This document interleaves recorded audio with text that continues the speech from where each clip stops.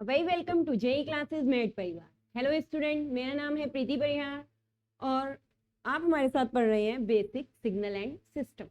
Last lecture में हमने unit 1 start करी थी। वो यूनिट 1 में what is signals, types of signals के बारे में पढ़ा था। ये क्लासिफिकेशन ऑफ सिग्नल्स पढ़ा था कि सिग्नल कितने टाइप के होते हैं। तो थ्योरी उसकी पढ़ ली थी कि क्या क्या सिग्नल्स होते हैं, कैसे सिग्नल्स को डिफाइन करते हैं और किस तरीके से कितने टाइप में सिग्नल्स को डिस्क्राइब या क्लासिफाई किया गया है।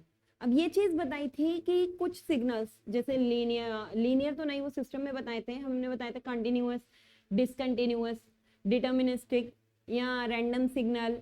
ये सारे सिग्नल्स आपको बताए थे। इसमें क्या चीज कही थी कि ये कुछ सिग्नल होते हैं और कुछ हमारे स्टैंडर्ड सिग्नल्स भी होते हैं। उसको पढ़ने से पहले एक टर्म इसमें और आज बताएंगे कि सिग्नल्स में कॉन्टिन्यूअस और डिस्क्रीट अगर सिग्नल होते हैं तो इनको एक दूसरे में क्या भी करा जा सकता है, चेंज भी करा जा सकता है। अगर हमें कंटिन्यूअस से डिस्क्रीट टाइप सिग्नल में चेंज करना है तो हम उनको क्या भी कर सकते हैं, कन्वर्जन भी कर सकते हैं।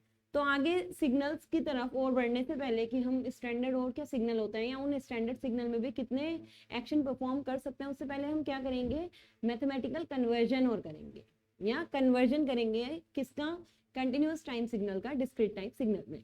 तो कॉन्टिन्यूअस टाइम सिग्नल क्या कहा था कि कंटिन्यूअस टाइम सिग्नल हमारे कौन से होते हैं, जो प्रॉपर कंटिन्यू टाइम, कोई टाइम लिमिट दी होगी कि इतने से इतनी रेंज है और इतने से इतनी रेंज में वो क्या मिलेंगे, हर एक टाइम पे हमें कोई ना कोई वैल्यू मिलती है।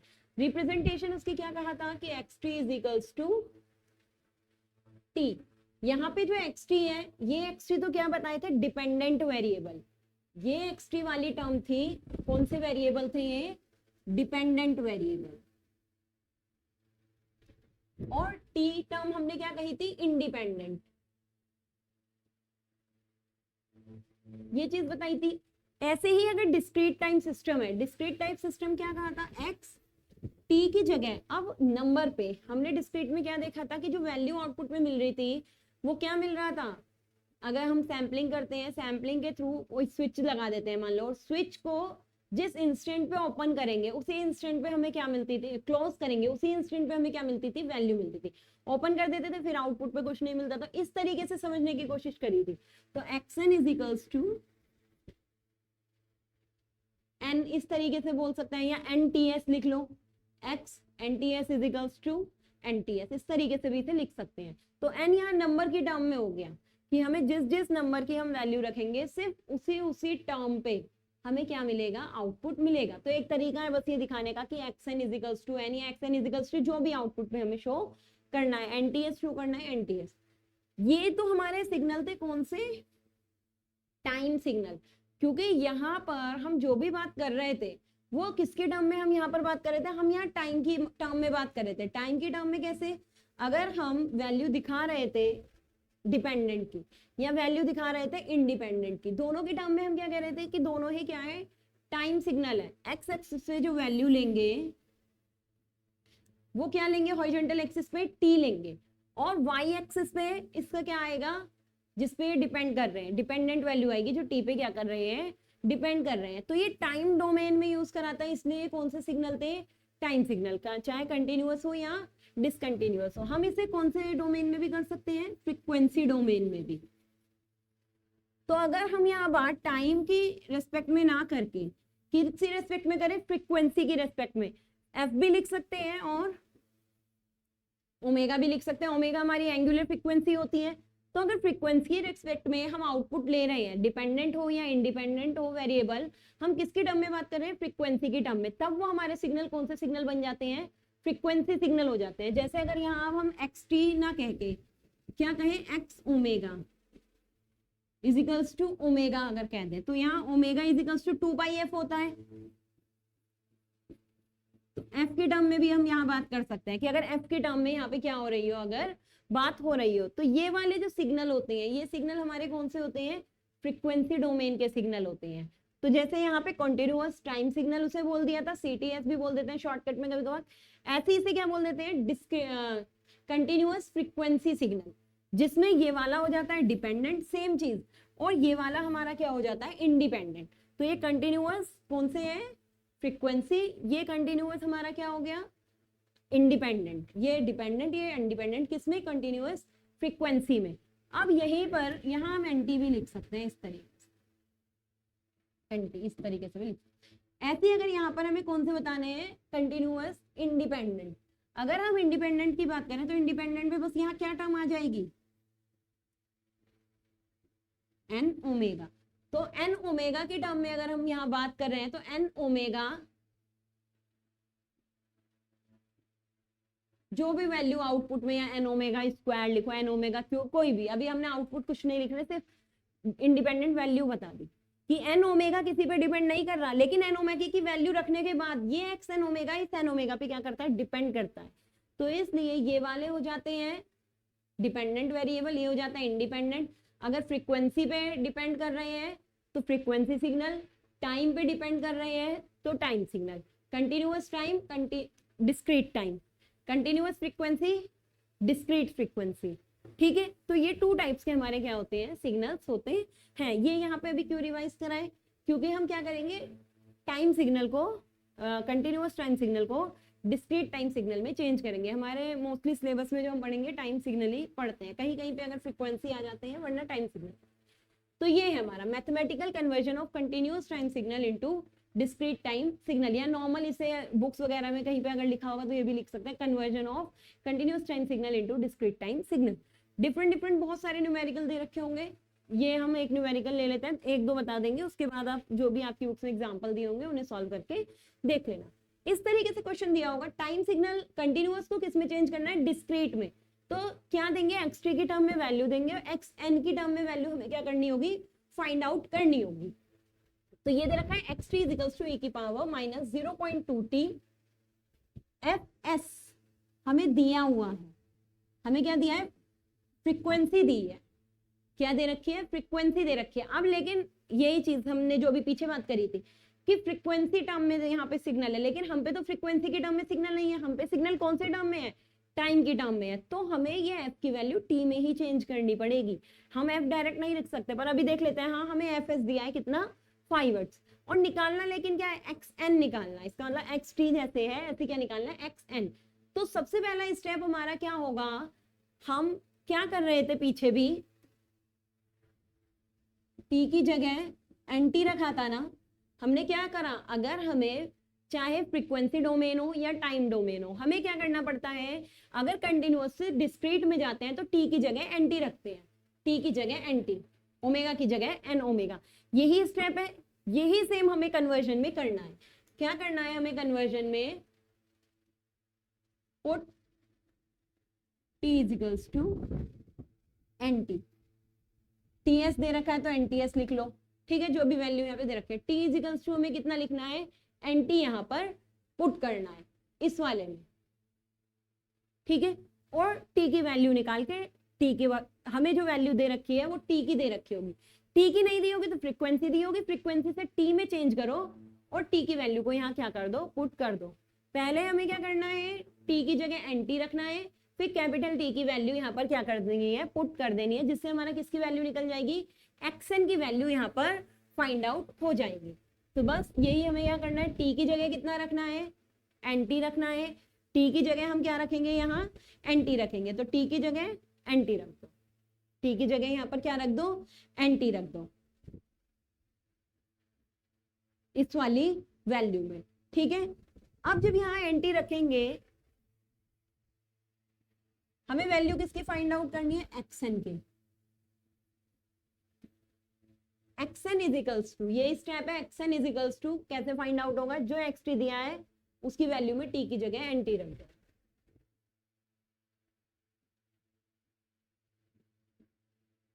देखो यहाँ एस लिख रखा है तो इसलिए यहाँ भी कैसे लिख देते हैं, एस करके भी लिख देते हैं, नहीं भी लिखोगे कोई फर्क नहीं, बस हमें समझने के टर्म में हम ये बात कर रहे हैं।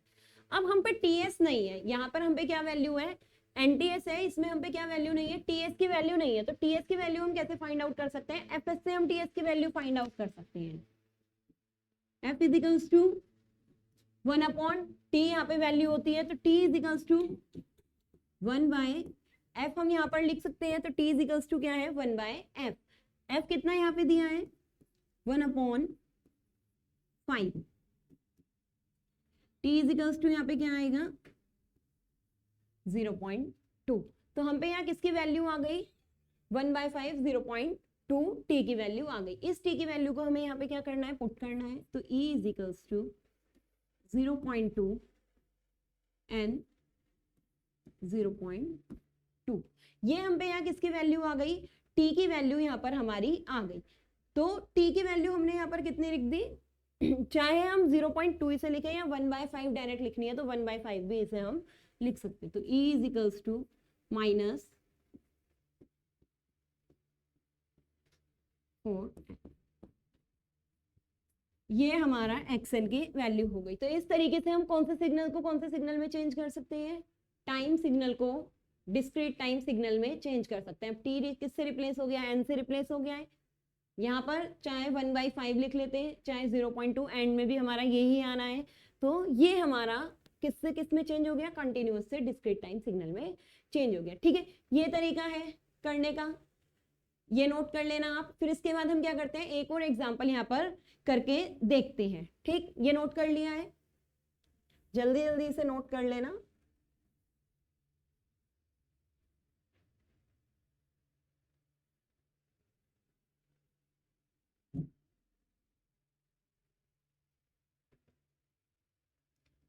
एक और एग्जाम्पल अगर हम देखते हैं, क्या लिख लेते हैं, xt is equals two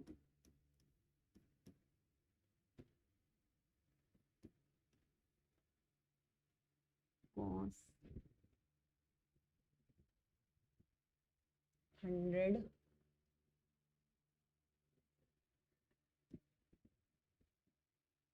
into t. इस तरीके से लिखते हैं, xt is equals to cos 100 pi t, जिसमें कि fs मान लो 2 हर्ट्ज। ठीक है, इसे कई बार कैसे भी लिख देते हैं, फ्रीक्वेंसी जिस तरीके से बताते हैं सेम उस तरीके से भी लिख सकते हैं। फ्रीक्वेंसी की यूनिट होती है साइकिल पर सेकंड। इस तरीके से भी तो होता है ना कि एक सेकंड में कितनी साइकिल्स उसने कंप्लीट करी है। तो फ्रीक्वेंसी को 2 हर्ट्ज या 2 साइकिल पर सेकंड में लिख देते हैं।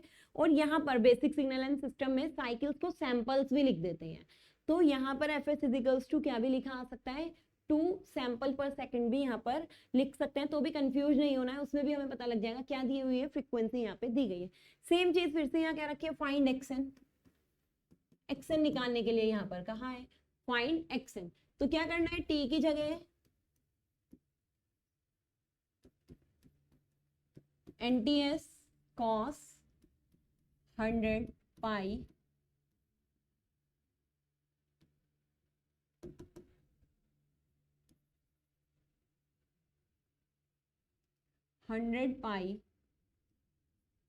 NTS या TS लिख दो या खाली NT यहाँ पर लिख दो। तो cos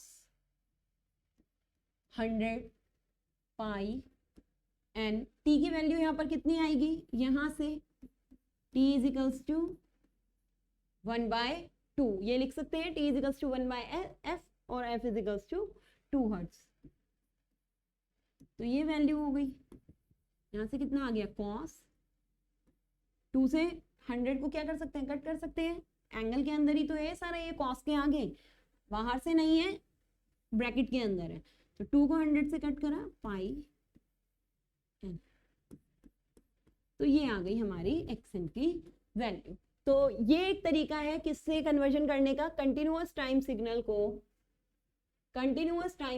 को हमें किस में चेंज करने का, डिस्क्रीट टाइम सिग्नल में चेंज करने का। ये एक मेथड है, कहीं भी निकालना है, कोई भी वैल्यू करनी है, इसी तरीके से हम इसे क्या कर सकते हैं, सॉल्व कर सकते हैं। ठीक, चलो एक क्वेश्चन हम और देखते हैं। अगर यहाँ पर हमें उसका एरिया या फिर लिमिट भी दी है कि वैल्यू जो है वो t की किसी चीज के बीच में, तब हम कैसे कर सकते हैं, क्या देखते हैं हम, एक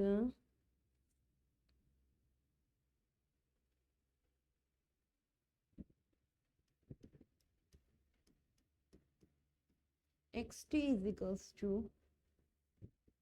1 माइनस मॉड्यूलस ऑफ t। मान लो ये हमें एक क्वेश्चन दिया हुआ है 1 माइनस मॉड्यूलस ऑफ t, जिसमें कहा है कि जो t है वो लेस देन इक्वल है 3 के। t क्या कहा है, लेस देन इक्वल है 3 के। और क्या दिया है साथ में, t दिया है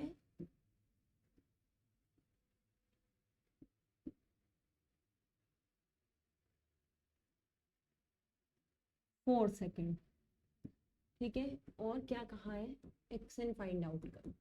ये क्वेश्चन दिया है कि xt इज 1 minus modulus of t where t is less than 3। t की एक वैल्यू दे दी कि जो t है वो एग्जिस्ट करता है लेस देन 3 पे, and capital T is equals to 4 second. Then find out the value of xn। xn की वैल्यू को फिर क्या करना है, अगर फाइंड आउट करना है तो हमें यहाँ क्या करना है, देखो 1 माइनस टी तो अभी जिस तरीके से हमने निकाला है सेम वही मेथड करना है। 1 माइनस टी निकालना यहाँ पर कोई हार्ड नहीं है। 1 माइनस टी में यहाँ पर हमें क्या करना है, जो वैल्यू हमने पीछे करी थी सेम वैसे ही यहाँ पर कर देना है। फाइंड प्रॉब्लम किसमें है कि यहाँ पर एक चीज और दे दी, लिमिट।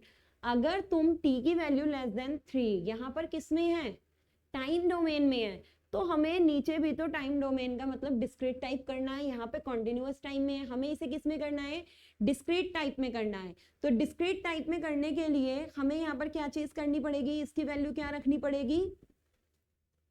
सबसे पहले इसे लिखते हैं xn is equals to 1 minus t की जगह nt, t की जगह nts 1 माइनस t की वैल्यू 4 सेकेंड, t की जगह कितना रखना है, 4 रखना है। मॉड्यूलस से बाहर इसे हम ले जा सकते हैं, ये माइनस भी होता तो भी मॉड्यूलस से बाहर जाके किसमें रहते, प्लस का ही रहता, तो 4 मॉड्यूलस ऑफ n। ये हो गई xn की वैल्यू।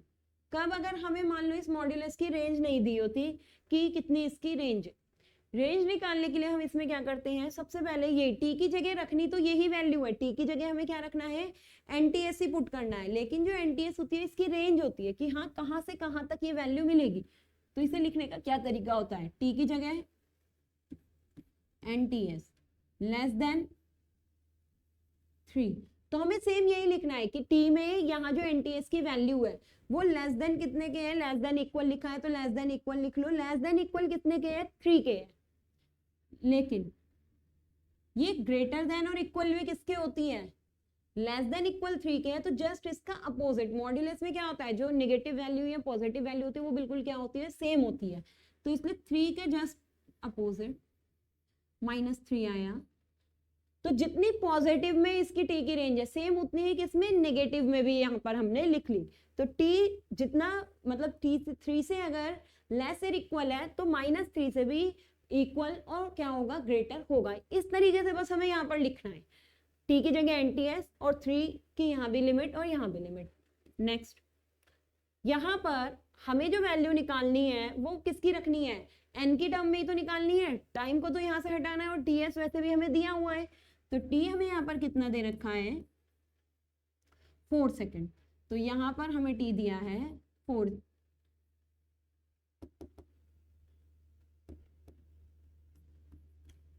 अभी यहाँ ऐसे 4n लिख लिया, चाहे इसे हम क्या भी कर सकते थे, वैल्यू बाद में भी रख सकते थे और पहले भी यहाँ पर वैल्यू रख ली तो भी कोई प्रॉब्लम नहीं है। इस तरीके से यहाँ हमने कर दिया।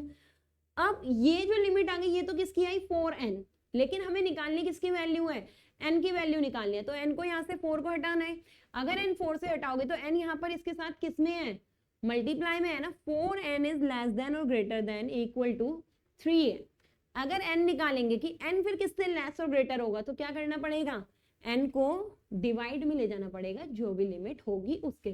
तो n के साथ जो भी है, मल्टीप्लाई में है तो डिवाइड में ले जाओ, डिवाइड में है तो मल्टीप्लाई में ले जाओ। तो n के साथ जो भी है उसे कहाँ ले जाओ, डिवाइड में। -3/4 प्लस 3/4। तो ये हो गया हमारा पूरा कंप्लीट क्वेश्चन। लिमिट वालों को इस तरीके से सॉल्व करना है और वैल्यू पुट करने वाले तो जैसे सेम पीछे हमने 2 एग्जांपल करे हैं सेम वैसे ही है। तो जल्दी से इसे भी नोट कर लो। तो ये हमारा कन्वर्जन हो गया। बाकी जिसकी बुक में जैसे एग्जांपल दिए हैं कुछ एग्जांपल्स करके देख लेना, रिवीजन हो जाएगा। कन्वर्जन बिल्कुल सिंपल है, कन्वर्जन में कोई प्रॉब्लम नहीं होती है। तो ठीक है, जल्दी से ये कन्वर्जन कर लो यहाँ पर।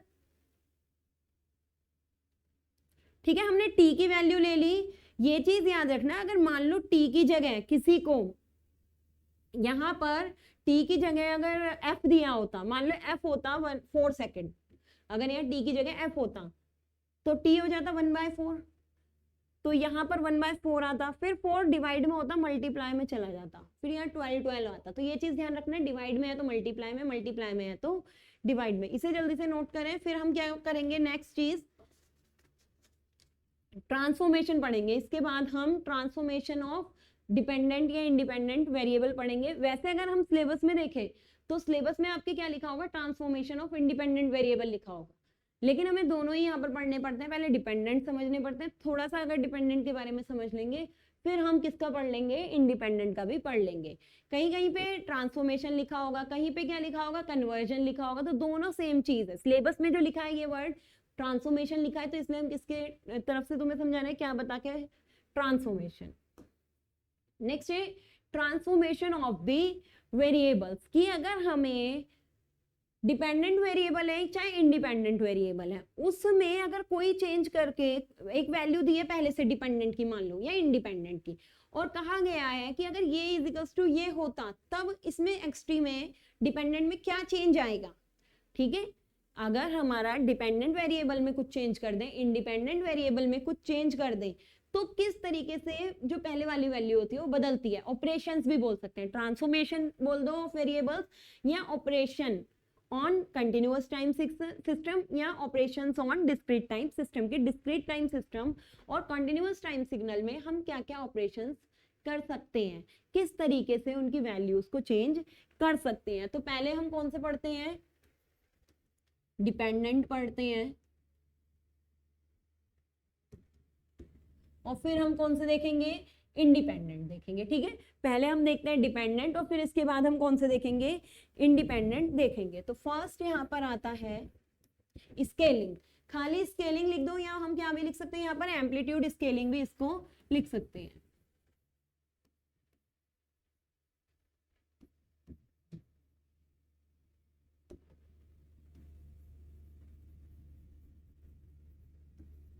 तो है एम्पलीट्यूड स्केलिंग। कौन से वेरिएबल्स पे हम यहाँ पे बात कर रहे हैं, डिपेंडेंट वेरिएबल पे हम बात कर रहे हैं। डिपेंडेंट वेरिएबल का मतलब क्या है, जिस तरीके से हम क्या लिखते हैं, एक्सटी। इस पूरे की बात यहाँ पर अभी चल रही है कि अगर एक्सटी में हमें क्या करनी है, एम्पलीट्यूड स्केलिंग। एम्पलीट्यूड स्केलिंग का मतलब क्या है कि यहाँ पर जो चेंज आना है वो किस में आना है, एम्पलीट्यूड में। किस में हम चेंज कर रहे हैं, अगर एम्पलीट्यूड में चेंज कर रहे हैं तो क्या होगा,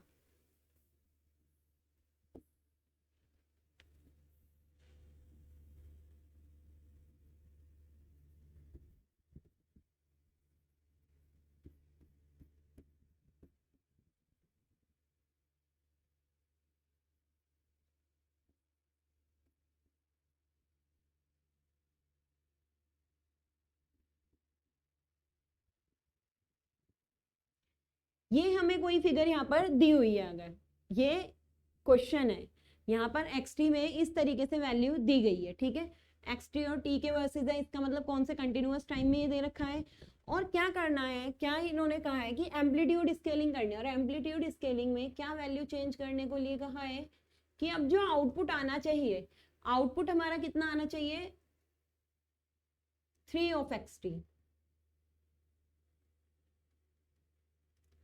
3 टाइम्स ऑफ एक्सटी करना है। तो देखो यहाँ पर किस वैल्यू के साथ चेंज करने के लिए कहा है, ट्रांसफॉर्मेशन जो कहा है वो किसका करने को कहा है, डिपेंडेंट वेरिएबल। एक्सटी को कितना बनाने के लिए इसने कहा है, 3 बनाने के लिए एक्सटी को यहाँ पर कहा गया है। तो अगर 3 यहाँ पर एक्सटी बनाना है तो हमें क्या कहा है, एम्पलीट्यूड स्केलिंग जब भी करते हैं तो कन्वर्जन जो चेंज होगा, ट्रांसफॉर्मेशन होगा, वो किस में होगा, एम्पलीट्यूड में ही होगा। एम्पलीट्यूड की स्केलिंग करनी है तो जो स्केलिंग होगी वो किसकी होगी, एम्पलीट्यूड की होगी। एक्सटी में यहाँ पर क्या करा है, 3 से मल्टीप्लाई करी है, तो हमें भी एक्सटी में जो एक्सटी का एम्पलीट्यूड है उसी में ही 3 से क्या करनी है, यहाँ पर मल्टीप्लाई करनी है। तो अब जो ये चेंज होगा वो चेंज किस तरीके से होगा, एक्सटी, ये वैल्यू चेंज नहीं होगी, टाइम वाली वैल्यू में कोई चेंज नहीं आएगा, चेंज आएगा एम्पलीट्यूड में। तो टाइम यही रहेगा, -2 है यहाँ पर, ये 0 है और ये +2 है। टाइम यहाँ पर ऐसे ही रहेगा, चेंज आएगा एम्पलीट्यूड में। तो एम्पलीट्यूड में जितने से मल्टीप्लाई यहाँ पर करिए, सेम उतने से ही हम क्या कर देंगे, मल्टीप्लाई कर देंगे। तो 3 × 3 कितना आ गया यहाँ पर, 9। ये आ गया सेम। बाकी जो स्लोप बना रखा है, डायग्राम जिस तरीके से बना रखा है, सेम वैसे ही रहेगा।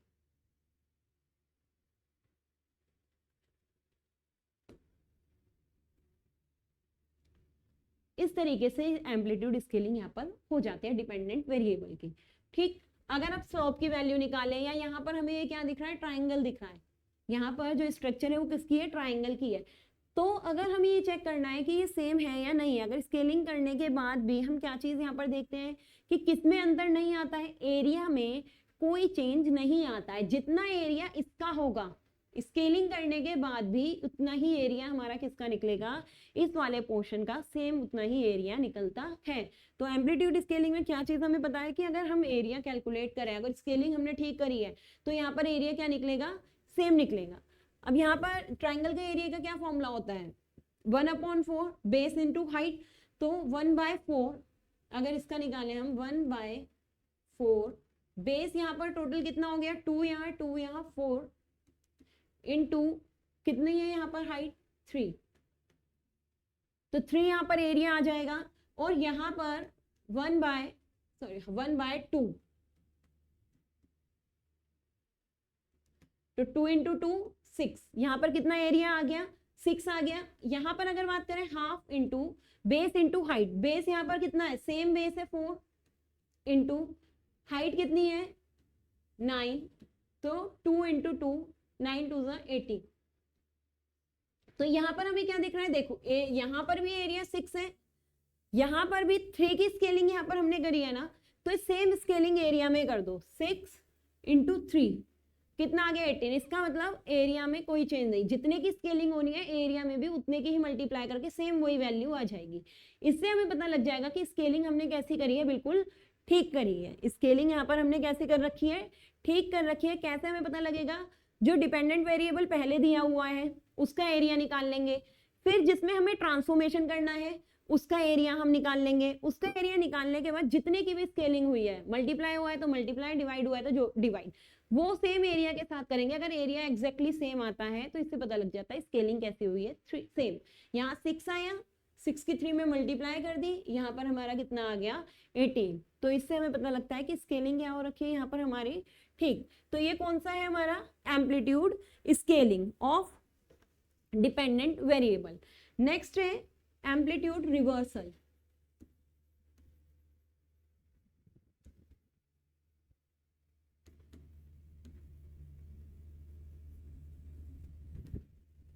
एम्पलीट्यूड रिवर्सल में क्या चीज कि यहाँ पर हमें डिपेंडेंट वेरिएबल की कोई भी फिगर अगर दी है, उस फिगर में क्या चेंजेस है, और चेंज जो आएंगे वो किस में आएंगे, सेम डिपेंडेंट वेरिएबल में। डिपेंडेंट वेरिएबल के भी किस में, एम्पलीट्यूड में। रिवर्सल नेम में है तो हमें यहाँ पर क्या करना है, रिवर्सल करना है। एम्पलीट्यूड का यहाँ पर क्या हो जाएगा, रिवर्सल हो जाएगा। तो वो हमारी कौन सी स्केल ट्रांसफॉर्मेशन हो जाएगा, एम्पलीट्यूड रिवर्सल का ट्रांसफॉर्मेशन हो जाएगा।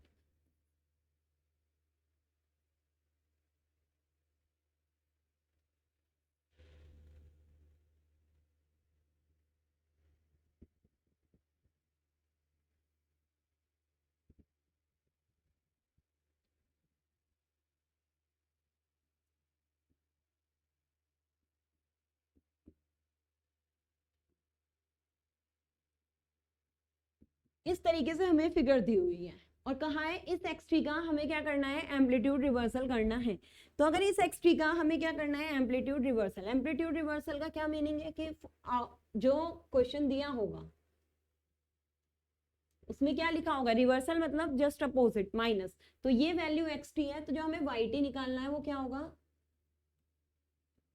Minus of x. जो हमें यहाँ एक्स निकालना होगा, अच्छे से हम वाई जो हमें यहाँ वाई निकालना है वो क्या होना चाहिए, माइनस ऑफ एक्स होना चाहिए। तो किसका चेंज करना है, बस टाइम सेम रहेगा, यहाँ -1 -2 1 2 ये चीज सेम रहेगी, सिर्फ किसे चेंज करना है, एम्पलीट्यूड को।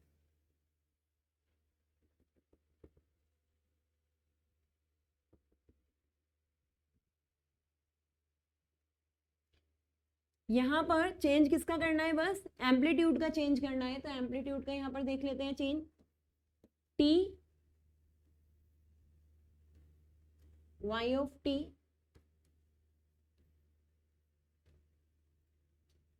वन टू सेम ऐसे ही टिक कर देंगे, 1 और 2। वैसे ड्रॉ करना है जिस तरीके से क्वेश्चन में दिया हुआ है। टाइम में कोई चेंज नहीं आएगा, या ये कहेंगे कि यहाँ हमारा किस में चेंज नहीं आएगा, डिपेंडेंट वेरिएबल में चेंज आएगा, इंडिपेंडेंट में कोई चेंज नहीं आएगा। जो टी है हमारा इंडिपेंडेंट वेरिएबल है, जो वाई टी या एक्स टी होता है ये डिपेंडेंट वेरिएबल होता है। अब यहाँ पर माइनस ऑफ एक्स टी करना है, तो एक्स टी की जहां भी वैल्यू प्लस की है वो माइनस कर दो, जहां भी वैल्यू माइनस की है उसे किस में कर दो, प्लस की। तो ये 2 हमारा किसका है, प्लस का है, तो 2 की जगह यहाँ कितना, -2। ठीक है, तो इस -2 की जो वैल्यू है वो किस पे जा रही है, 1 पे, और 2 से ही वैल्यू किस पे जा रही है, -1 पे। तो ये किसका अपोजिट आ गया, इस 2 का। ये वाला पॉइंट कहाँ ले गए, बस जस्ट अपोजिट -2 पे ले गए। ये वाला पॉइंट किस पे ले गए, -2 पे ले गए। ये वैल्यू चेंज नहीं होगी, तो इस वैल्यू को चेंज नहीं करी, सिर्फ इस पॉइंट को कहाँ ले गए, -2 पे। अब चाहे इस साइड का पहले कर लो, इस साइड का, सेम बात है। यहाँ पर -2 और 1 पे, ये वैल्यू किस पे है, -1 पे है। इस वैल्यू को किस पे ले जाओ, +1 पे। तो ये वाली वैल्यू हम किस पे ले जाएंगे, +1 पे। यहाँ पर +1 है, ये वाली वैल्यू -2 पे है, इसे ऊपर किस पे टिक कर देंगे, +2 पे। तो यहाँ पर 1 पे एक पॉइंट 2 पे है, 2 पे दूसरा पॉइंट भी ये किससे टच हो रहा है, 2 पे ही टच हो रहा है। तो यहाँ पर इसे ले गए 2 तक।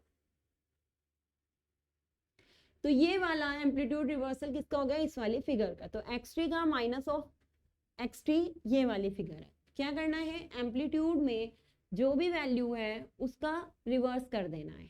क्या करना है, रिवर्स करना है। तो एक तरीके से हम क्या भी कह सकते हैं कि इसकी हॉरिजॉन्टल मिरर इमेज है ये, कि अगर यहाँ पर हम क्या करते हैं, कोई मिरर रखते हैं तो मिरर में जो इमेज दिखेगी वो इसकी ये वाली इमेज है। लेकिन कौन सी mirror image, horizontal, horizontal mirror image है ये, वर्टिकल नहीं, horizontal mirror image of x three.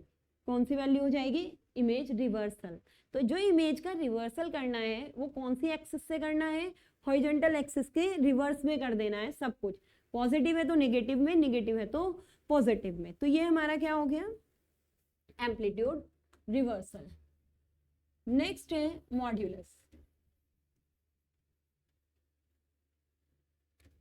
Next चीज हमारी क्या है, मॉड्यूलस है। मॉड्यूलस में क्या होता है कि अगर हम किसी भी चीज का एक्स3 हमें दे रखी है वैल्यू, एक्स3 और टी के टर्म में ही तो हमारा कोई ग्राफ बना हुआ है, तो हमें एक्स3 की कोई भी वैल्यू दे रखी है, पीछे वाला क्वेश्चन भी ले सकते हैं या कोई न्यू इमेज भी यहाँ पर हम बना सकते हैं, एक्स3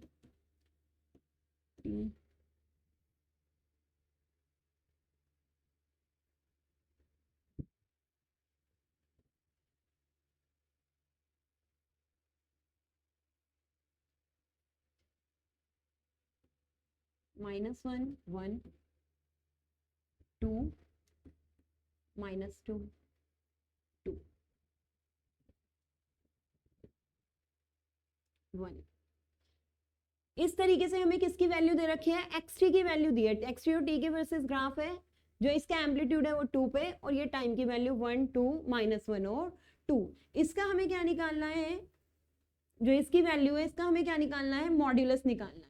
तो अगर इसका मॉड्यूलस निकालना है, yt is equals to modulus of xt। Modulus में हमें क्या चीज ध्यान रखनी होती है कि अगर उसकी पॉजिटिव वैल्यू है, मॉड्यूलस में अगर पॉजिटिव वैल्यू दी है तो पॉजिटिव वैल्यू क्या रहेगी, सेम वैसे ही रहेगी। लेकिन अगर उसकी कोई नेगेटिव वैल्यू दी होती है तो मॉड्यूलस से बाहर निकल के नेगेटिव साइन भी किसका हो जाता है, पॉजिटिव में चेंज हो जाता है। तो क्या हमें करना है, यहाँ पर नेगेटिव साइन जो होता है उसका भी क्या करना है, पॉजिटिव करना है। यही होता है मॉड्यूलस में। तो सेम चीज इसके साथ करनी है कि यहाँ पर एम्पलीट्यूड की, और करेंगे सारी चीज किसमें, एम्पलीट्यूड में ही करेंगे, डिपेंडेंट में ही करेंगे। जो भी हमें करना है डिपेंडेंट वेरिएबल के साथ ही यहाँ पर चेंज करेंगे। तो टाइम वाले एक्सिस ऐसे ही रहने देना है, किसमें देखना है, डिपेंडेंट में हमें यहाँ पर देखना है। तो यहाँ ऐसे ले गए, टी किसकी वैल्यू निकालनी है, वाई टी की। तो जो पॉजिटिव वैल्यू है, पॉजिटिव वैल्यू को हमें क्या करना है, सेम वैसे ही ड्रॉ करना है। तो पॉजिटिव वैल्यू तो ये वाली है 2 वाली, 1 -1। ये हो गई पॉजिटिव। पॉजिटिव क्यों? क्योंकि जो मॉड्यूलस होता है, मॉड्यूलस में पॉजिटिव वैल्यू वैसे ही ड्रॉ करी जाती है, तो पॉजिटिव वैल्यू हमने वैसे ही ड्रॉ कर ली। अब किसकी बात है? निगेटिव वैल्यू की। ये क्या है? -1 में है, ये वैल्यू भी -1 में है, ये वैल्यू भी -1 में है। तो माइनस मॉड्यूलस से अगर बाहर रहता है तो इसमें किसकी वैल्यू आती है? हमेशा पॉजिटिव वैल्यू आती है, तो इनकी क्या हो जाएगी? पॉजिटिव वैल्यू में ये चेंज हो जाएंगे। तो -1 है, -1 का क्या हो जाएगा? +1 हो जाएगा। तो अगर +1 यहाँ पर हमें दे रखा है,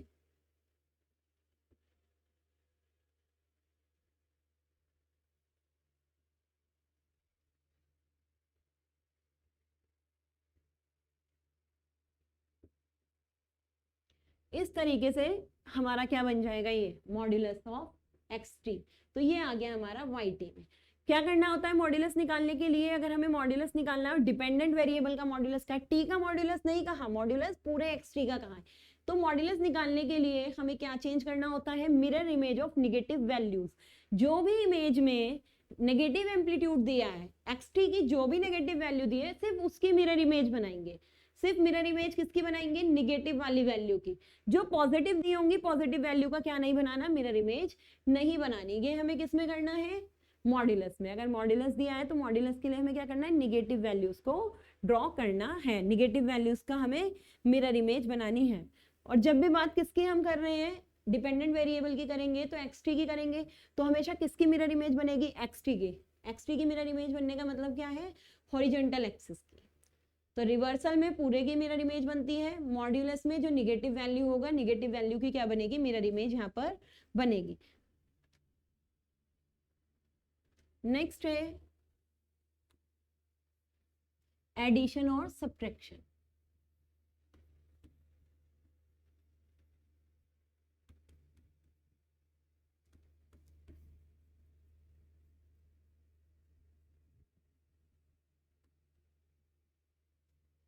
एडिशन एंड सब्ट्रैक्शन। अब एडिशन और सब्ट्रैक्शन टू टाइप के हैं। एक डीसी टर्म होंगी, अगर डीसी में हमें सिग्नल्स दिए हैं, उन डीसी वैल्यूज का एडिशन सब्ट्रैक्शन, और अगर हमें दो अलग अलग तरीके के सिग्नल दे रखे हैं, उन दो अलग अलग वैल्यूज का हमें क्या करना होगा? एडिशन या सब्ट्रैक्शन करना होगा। तो एडिशन ऑफ सब्ट्रैक्शन हम दो टाइप से देखेंगे, एक डीसी वैल्यूज का देखेंगे और दूसरा हम किसका देखेंगे? दो सिग्नल जो दे रखे होंगे, उन दो सिग्नल्स का एडिशन या सब्ट्रैक्शन देखेंगे। तो फर्स्ट हम किसका देखते हैं एडिशन और सब्ट्रैक्शन? डीसी वैल्यूज का, कि अगर डीसी वैल्यू दी है उसमें हमें सब्ट्रैक्शन करना है तो हम क्या करेंगे?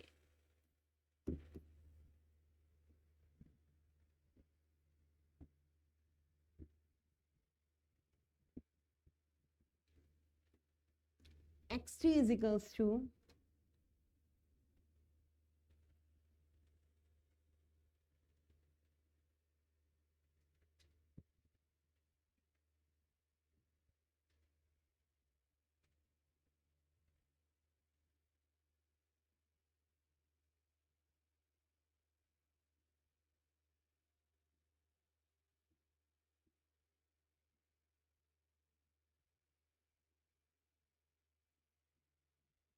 ये फिगर दी हमें, xt की वैल्यू ये दी हुई है और इसका हमें क्या करना है कि या तो इसमें एडिशन करना है या इसमें क्या करना है? सब्ट्रैक्शन करना है। कि या तो इसमें xt में कुछ ऐड करना है, कुछ भी, या xt में से कुछ भी हमें क्या करना है? सब्ट्रैक्ट करना है। कोई भी वैल्यू हमें दे देंगे, अननोन वैल्यू, यहाँ पर कोई भी नेम लिख लो कि p कोई कांस्टेंट, कोई भी वैल्यू दे दी कि p वैल्यू को हमें क्या करना है? यहाँ पे इसमें से सब्ट्रैक्ट करना है या ऐड करना है। डीसी वैल्यू को कहा है ना कि अगर हम कोई भी हमें वैल्यू दे रखे है सिग्नल की, उसमें अगर डीसी कोई वैल्यू दे दी, डीसी वैल्यू मतलब 1 2 3 4 5 कोई कांस्टेंट वैल्यू दे दी, उसको अगर एडिशन या सब्ट्रैक्ट करना है तो क्या करेंगे? तो सबसे पहले अगर हमें इसमें ये क्या करना है? ऐड करना है। ऐड कितना करना है कि xt में 1 ऐड करना है। हम क्या लेते हैं? अगर xt में हमें कितना ऐड करना है? 1 ऐड करना है। तो 1 ऐड करने के लिए हमें क्या करना पड़ेगा? 1। अब फिर से ये ऑपरेशन किसके साथ होना है? एडिशन या सब्ट्रैक्शन, दोनों ही ऑपरेशन किसके साथ होने हैं? डिपेंडेंट वेरिएबल के साथ होने हैं। तो डिपेंडेंट वेरिएबल क्या है? xt। इन पॉइंट्स को सेम वैसे ही बनाना है पहले की तरह, सिर्फ xt में चेंज करना है। एडिशन है तो xt में ऐड करो, एडिशन होगा तो एक्सट्री में करेंगे, सब्ट्रैक्शन होगा तो एक्सट्री में से करेंगे। तो जो भी फिगर दी है सिर्फ इन्हीं वैल्यूज का हमें क्या रखना है, ध्यान रखना है कि सब्ट्रैक्शन हो या एडिशन हो, होना किस में है, एक्सटी की वैल्यू में, -1 में, 3 में, इन वैल्यूज में हमारा क्या होना है, एडिशन या सब्ट्रैक्शन होना है। और पॉइंट हमारे क्या रहेंगे, सेम वैसे ही यहाँ पर रहेंगे। इनकी वैल्यू इस तरीके से, या 2 ले लो अभी। तो ये वैल्यू हमें चेंज बनानी है, तो हम पहले किसकी बनाते हैं, एडिशन में।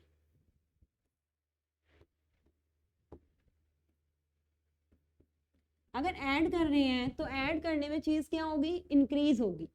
ऐड करने में चीज क्या होगी, इंक्रीज होगी। मतलब कि एम्पलीट्यूड जो होगा डिपेंडेंट वेरिएबल का वो क्या होगा, इंक्रीज होगा। यहाँ वैल्यू अगर 3 दी है तो जो भी आउटपुट आएगा वो 3 से इंक्रीज होता हुआ आएगा। तो जो yt आएगा यहाँ पर, yt इज इक्वल्स टू, अगर कहा है xt + 1 करो, प्लॉट करो इस yt की वैल्यू को, तो yt में xt में हमारा क्या होना है, 1 ऐड होना है। बाकी जो पॉइंट जहां जहां जैसे हैं वो पॉइंट उसी तरीके से क्या हो जाएंगे, ड्रॉ हो जाएंगे। तो 3 है, 3 में 1 ऐड करेंगे तो कितना आ जाएगा, 4 आ जाएगा। तो 3 की जगह ये वाला पॉइंट किस पे शिफ्ट हो गया, 4 पे शिफ्ट हो गया। 3 की जगह ये वाला पॉइंट किस पे शिफ्ट हो जाएगा, 4 पे हमारा ये वाला पॉइंट शिफ्ट हो जाएगा। तो हम बस इसे क्या करेंगे, 3 की जगह ये पॉइंट हम किस पे शिफ्ट कर देंगे, 4 पे शिफ्ट कर देंगे। इसके बाद नेक्स्ट नीचे वाला पॉइंट देखो, नीचे वाला पॉइंट हमारा किस पे है, अगर नीचे वाला पॉइंट यहाँ पर देखेंगे तो नीचे वाला पॉइंट किस पे है, -2 पे। -2 से हमें इसे किस पे चेंज करना है, -2 + 1। -2 + 1 करेंगे तो ये कितना हो जाएगा, 1 हो जाएगा। -2 + 1, ये वाली वैल्यू कितनी आ गई, 1 आई। तो अब हमारा जो ग्राफ होगा वो किस तरीके से बनेगा, यहाँ 4 है,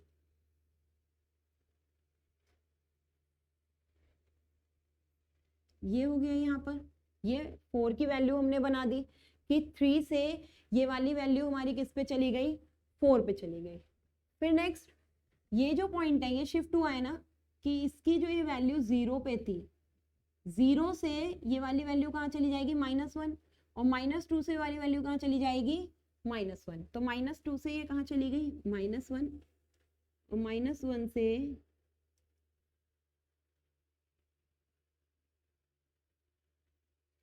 ये इस तरीके से रहेगी, किस पे ये वाली वैल्यू, 2 पे ही रहेगी।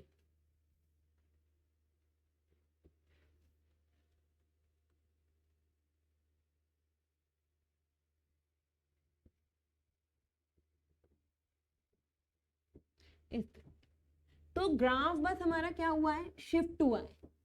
अगर यहाँ पर एडिशन होता है तो एडिशन में ग्राफ हमारा ऊपर की तरफ हो जाता है, सब्ट्रैक्शन होता है तो सब्ट्रैक्शन में ग्राफ हमारा नीचे की तरफ हो जाता है। सब्ट्रैक्शन में हमारा ग्राफ क्या होगा, नीचे की तरफ होगा। ग्राफ बिल्कुल वही रहेगा, जैसा ग्राफ बन रहा है ग्राफ बिल्कुल वैसे के वैसे ही बनेगा, बस ग्राफ थोड़ा सा हमारा क्या होगा, शिफ्टिंग होगी।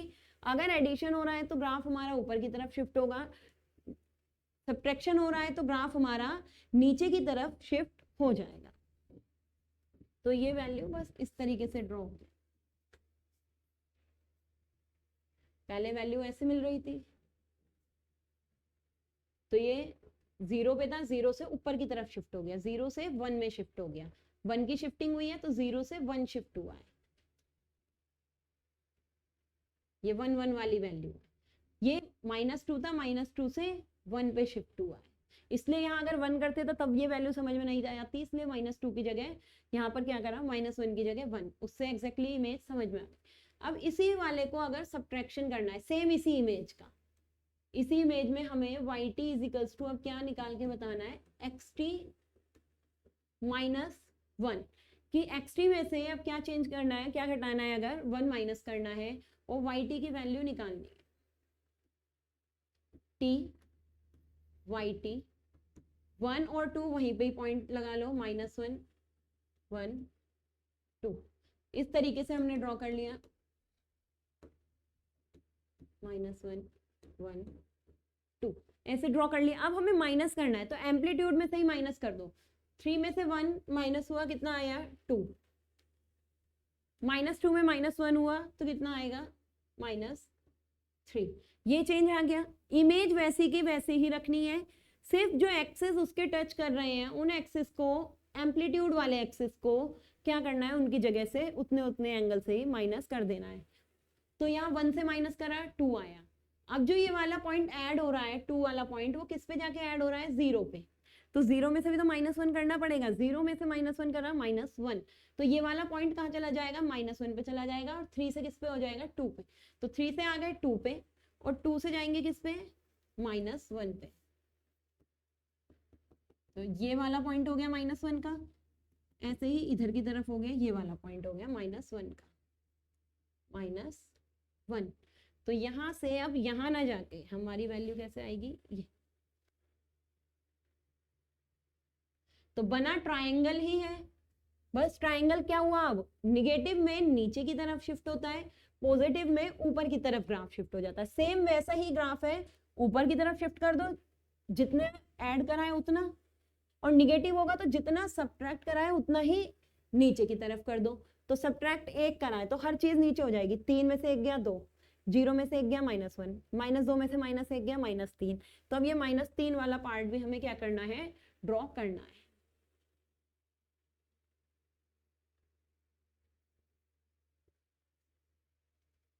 ये हो गया। ये सीधी लाइन कौन सी हमने ड्रॉ करी है, ये वाली सीधी लाइन, ये जो यहां से सीधी जाती, ये अगर ऐसे सीधी दे रखी है 0 पे तो इसको भी ड्रॉ कर सकते हैं ऐसे बना के।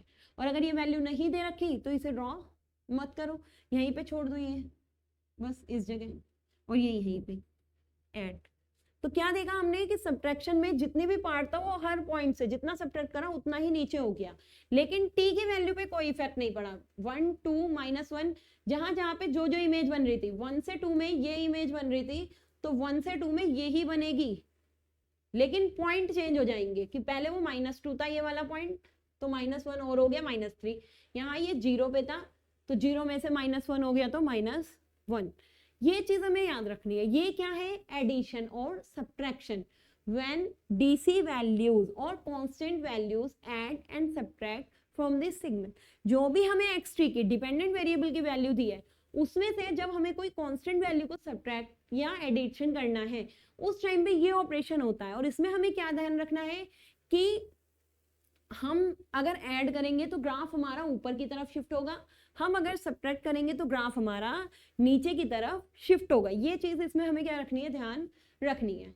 नेक्स्ट हमारा क्या है, एडिशन और सब्ट्रैक्शन ऑफ टू सिग्नल्स। अगर हमें ऐड और सब्ट्रैक्ट करना है टू सिग्नल को,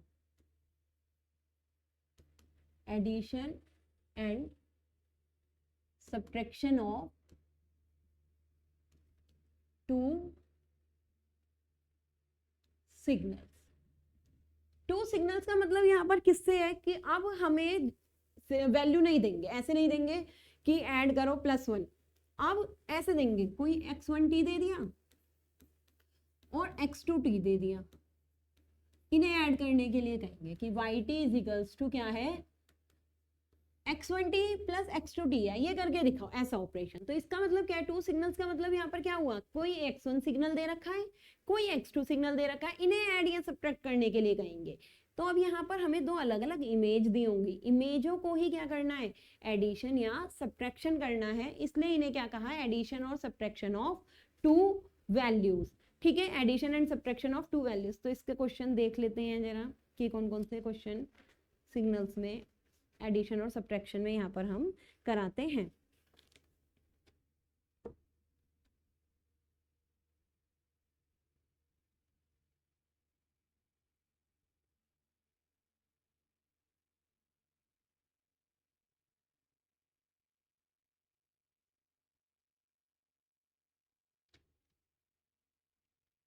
चलो इसमें ना एडिशन और सब्ट्रैक्शन में पहले तो कुछ पॉइंट हम लिख लेते हैं कि कौन कौन से एक्शन हमें इसमें परफॉर्म करने हैं। तो वाईटी में हमने एडिशन कहा, ऐसे ही होगा। याद रखना जब भी दो सिग्नल लेंगे उसका हमें हमेशा एडिशन ही करना है। अगर यहाँ पर हमें ये भी कहा ना कि दो सिग्नल का डिफरेंस है तो याद रखना है ऐसे x1t और x2t, हमें ये करना है सब्ट्रैक्शन। तो ये ना देके हमें एक्चुअल में करना क्या होता है, एडिशन ही करना होता है। तो पहले हम क्या कर लेंगे, इमेज का रिवर्सल कर लेंगे। माइनस का मतलब क्या होता है, रिवर्सल ऑफ इमेज। तो जो भी हमें दूसरी वाली इमेज दी होगी x2t, उसका हम रिवर्सल पहले कर लेंगे, फिर जाके x1 में उसे क्या कर देंगे, ऐड कर देंगे। तो करना जो बेसिक रूल है, बेसिक रूल में सबसे पहला रूल हमें यही ध्यान रखना है। फर्स्ट रूल क्या है कि जब भी हमें सब्ट्रैक्शन दिया होगा तो सब्ट्रैक्शन देने में हमें क्या करना है, सब्ट्रैक्ट करने वाली वैल्यू का पहले रिवर्सल करना है, फिर उसे x1 में क्या कर देना है, ऐड कर देना है। ठीक है। फिर सेकंड चीज इसमें क्या है, जब सिग्नल तुम्हें दिए होंगे तो दो चीज तुम्हें दे रखी होगी, या तो दे रखी होगी ऐसे सिंपल वैल्यू इस तरीके से, ये एक तो दे रखी होगी ऐसे हॉरिजॉन्टल वैल्यू।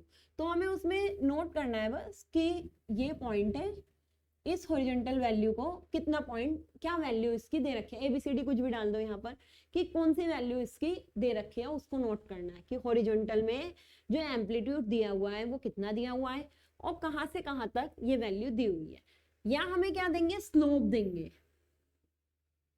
तो दो चीजें इसमें दी हुई होती हैं, दो क्या क्या चीजें होती हैं, या तो नॉर्मल वैल्यू दी होगी, सिंपल हॉरिजॉन्टल लाइन होगी, उसकी कोई ना कोई वैल्यू दे रखी होगी, कुछ भी 1 2 3 4 5 ABCD कुछ भी, या हमें एक क्या दे रखा होगा, स्लोप दे रखा होगा इस तरीके। तो स्लोप में भी m होता है, m बोलते हैं इसे, m = tan θ करके बोल देते हैं। तो m यहाँ पर हमें कोई स्लोप दे रखा होगा। स्लोप में भी हमें ये देखना है कि इसका इनिशियल पॉइंट कौन सा है, इसका लास्ट पॉइंट कौन सा है। ठीक है।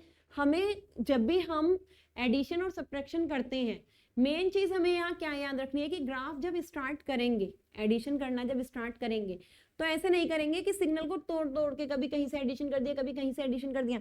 जहां से सिग्नल स्टार्ट करना है, ऐड करना, वहां से चलते जाएंगे और जब तक वो खत्म नहीं हो जाएगा एडिशन रुकेंगे नहीं। तो जो हमारा लास्ट वाला पॉइंट होगा ना, लास्ट वाले पॉइंट में ही जो नीचे वाली फिगर होती है उसका लास्ट वाला पॉइंट जोड़ दें, फिर आगे की तरफ चलते हैं। तो लास्ट वाले पॉइंट को जरूर देखते हुए चलते हैं, पीछे वाले पॉइंट को, लास्ट वाले पॉइंट देखते हुए चलना है, तब आगे को बढ़ना है। ऐसे नहीं लास्ट पॉइंट छोड़ दिया फिर आगे से कहीं सिग्नल ऐड कर दिया, तो हमसे ऐड नहीं होने का। जब अभी एडिशन बताएंगे तो इसमें आप अपने आप समझ जाएंगे कि किस लास्ट पॉइंट की हम बात कर रहे हैं। जैसे इसका लास्ट पॉइंट ये है, इसका लास्ट पॉइंट ये है, तो जब यहाँ इतना एडिशन हो जाएगा फिर ये वाला अगले वाले का लास्ट पॉइंट होगा। तो इसकी हमें देखना है कि कहाँ से शुरू हुआ, कहाँ पे खत्म हुई, ये सारी चीजें हमें इसमें क्या करनी है, नोट डाउन करनी है। ठीक। तो और ग्राफ हमेशा क्या बनता है, -∞ से इन्फिनिटी, कहीं भी पूरा ग्राफ हो सकता है ना। तो वो चीज हमें इसमें क्या रखनी है, याद रखनी है कि लास्ट वाले पॉइंट को हमें क्या नहीं करना, यहाँ पर चेंज नहीं करना। अब मान लो एडिशन सब्ट्रैक्शन का ही और क्या तरीका है कि कोई तुम्हें हॉरिजॉन्टल में वैल्यू दे दी 3 और एक और वैल्यू दे दी हमें यहाँ पर नीचे की तरफ दिया है 1, एक फिगर दी है उसमें एक ही पॉइंट पर, सेम पॉइंट पर, चलो सेम पॉइंट पे है तो इसी के नीचे बना देते हैं ताकि कंफ्यूज ना हो। इसी पॉइंट पर दूसरी वैल्यू दे रखी है दूसरी फिगर में इस तरीके से 1। तो जो तुम्हारा रिजल्टेंट होगा एडिशन, इन दोनों का जो एडिशन होगा रिजल्टेंट, वो क्या होगा, देखो सेम पॉइंट पे है ना, ये नीचे की तरफ है, ये ऊपर की तरफ है, तो रिजल्टेंट हमेशा कहाँ बनेगा, ऊपर की तरफ। और कितनी वैल्यू, 2 वैल्यू। ठीक। 3 - 1 क्यों करा, क्योंकि ये वाला एरो की वैल्यू इस वाले एरो की वैल्यू से क्या है, इंक्रीज है। तो वैल्यू यहाँ पर कितनी हो गई, 3 - 1 = 2। एरो किसकी तरफ, मतलब कहाँ की तरफ जाएगा, वो आगे, कहा था ना आगे बढ़ते जाते हैं ग्राफ में, ऊपर की तरफ जाएगा। अगर वैल्यू नीचे बड़ी होती, 3 यहाँ होता, 1 यहाँ होता, तो 2 ही वैल्यू आती, लेकिन एरो जाता नीचे। अब ग्राफ वो नीचे की तरफ चलेगा। तो इसलिए हम कहते हैं ग्राफ में लास्ट वैल्यू देखते हुए आगे बढ़ते हुए चलते हैं, क्योंकि जो प्रीवियस वाला अगर हमने कहीं एरो गलत ले लिया, उसका पॉइंट, मैग्नीट्यूड कुछ भी गलत ले लिया, तो आगे का पूरा ग्राफ हमारा क्या बनेगा, गलत ही बनेगा। ऐसा नहीं हो सकता कि बस एक पॉइंट गलत हो गया तो आगे का ग्राफ ठीक हो जाएगा, आगे का पूरा ग्राफ हमारा क्या बनेगा, एडिशन सारा गलत हो जाएगा। ठीक है। तो ये चीज इसमें हमें क्या रखनी है, याद रखनी है कि हमें कैसे कैसे करना है। नेक्स्ट चीज एडिशन और सब्ट्रैक्शन में, मान लो हमें दो वैल्यू दी है, x, यहां एक पॉइंट दे दिया t1, यहाँ t2 और t2 दो वैल्यू पर x1 दे दिया। ठीक है। ऐसे ही सेम x2 दिया,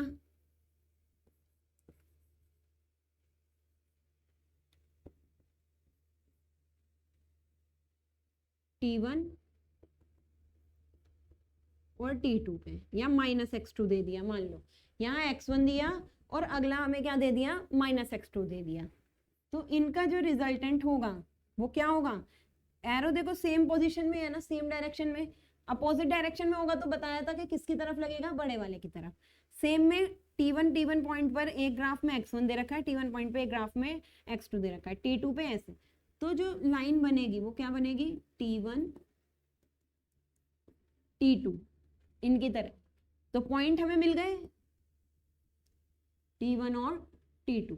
यहाँ जो वैल्यू मिलेगी, एरो भी हमें पता है कि किस तरफ जाना है, आगे की तरफ ही जा रहे हैं, वैल्यू क्या होगी, x1 माइनस x2। ऐसे अगर यहाँ माइनस नहीं दिया होता तो x1 प्लस x2, पॉइंट यही रहता है t1 और t2। तो ये हमारा क्या है, एडिशन और सब्ट्रैक्शन। अगर कोई इंटरवल दे रखा है, इंटरवल मतलब कोई टाइम पीरियड दिया हुआ है, उस टाइम पीरियड में एडिशन और सब्ट्रैक्शन हमें कैसे करना है वो चीज यहाँ पर हो गई। ठीक है, कि हमें कैसे एडिशन और सब्ट्रैक्शन करना है। अब मान लो फोर्थ, एक हमें लाइन और स्लोप, दो अलग अलग चीजें बताई थी ना, एक हमें स्लोप दिया है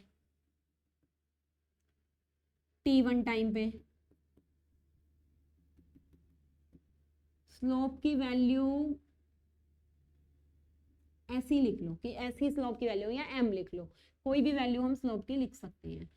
ये हमें स्लोप दे रखा है और इसी स्लोप पे हमें और क्या चीज दे दी, एक लाइन भी दे रखी है, इसकी वैल्यू 1 है, t2।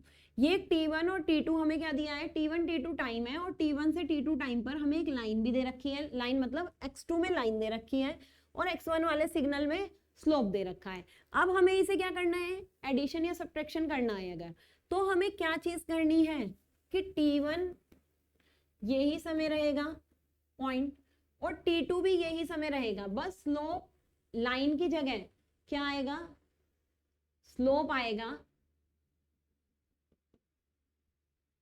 पॉइंट वही रहेंगे, t1 t1 t2 t2, अंतर क्या आएगा, अब x की वैल्यू कितनी हो जाएगी, जो s के पॉइंट चलेंगे ना, यहाँ वाला पॉइंट और इस वाले पॉइंट को तो सबसे पहले ऐड कर देंगे, इन वाले पॉइंट को क्या कर लेंगे, ऐड। फिर ये जो s की वैल्यू होगी, ये s की वैल्यू अपने आप ही जब तुम पॉइंट ऐड करोगे तो कितनी आएगी, s प्लस a आएगी। इसमें अगर इतना नहीं भी समझ में आ रहा है तो भी कोई प्रॉब्लम नहीं, एक ही एग्जांपल करेंगे, उस एक एग्जांपल में एडिशन समझ में आ जाएगा हमारे को। ठीक है, इस तरीके से अगर एक लाइन है, एक स्लोप है, वहां पर सेम टाइम इंटरवल है t1 और t2, तो जो रिजल्टेंट आएगा एडिशन करके या सब्ट्रैक्शन करके वो s माइनस a या s प्लस a आएगा, इस स्लोप की वैल्यू।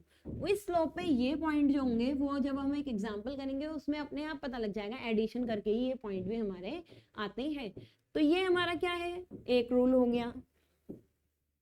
अब मान लो 2-3 स्लोप ही दे रखे हैं, एक स्लोप, दो स्लोप, इसकी वैल्यू s1, इसकी value s2, same time interval पे दिए हैं, t1 पे ही, तो जो तीसरा होगा वो भी एक स्लोप ही आएगा, बस वैल्यू क्या हो जाएगी, थोड़ी उसकी वैल्यू चेंज हो जाएगी। तो ये हमारे को किस में करना है, स्लोप में करना है। अगर हमें क्या दे रखे हैं, स्लोप ही स्लोप दे रखे हैं, एक s1 s2, सेम इसी की तरह कि t1 टाइम पे t2 टाइम पे इसका s1 दिया है, उसका s2 दिया है, तो टाइम पीरियड हमारा वही रहेगा, और ये पॉइंट चेंज हो जाएगा, ये s1 है, ये s2 है, तो ये भी स्लोप ही रहेगा,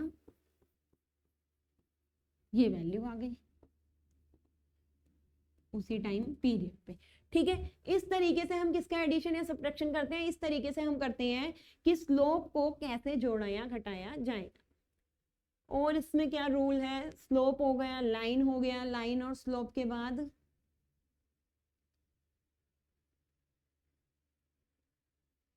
यही है हमारे इसके रूल। ठीक है, तो आप क्या करते हैं कि इसको लेक्चर को, चलो काफी टाइम हो गया है, ये जो हमारा कन्वर्जन था या ट्रांसफॉर्मेशन था वो किसका कंप्लीट हो गया है, डिपेंडेंट वेरिएबल का। नेक्स्ट लेक्चर में एक तो हम इसका एग्जांपल करेंगे, एडिशन या सब्ट्रैक्शन ऑफ टू सिग्नल्स करेंगे, और नेक्स्ट लेक्चर में हम करेंगे ट्रांसफॉर्मेशन ऑफ इंडिपेंडेंट वेरिएबल। अगर यही सारे ऑपरेशन स्केलिंग शिफ्टिंग जो भी हो सकता है इंडिपेंडेंट में वो करना है तो इंडिपेंडेंट वेरिएबल का ट्रांसफॉर्मेशन कैसे होता है, मैथमेटिकल कन्वर्जन भी इसको बोलते हैं, मैथमेटिकल ट्रांसफॉर्मेशन भी इसे बोलते हैं, या ऑपरेशन ऑफ इंडिपेंडेंट वेरिएबल भी इसको टर्म दी जाती है। ठीक है, तो इस लेक्चर को हम यहीं खत्म करते हैं। अब आपसे मिलते हैं नेक्स्ट लेक्चर में, तब तक के लिए गुड बाय।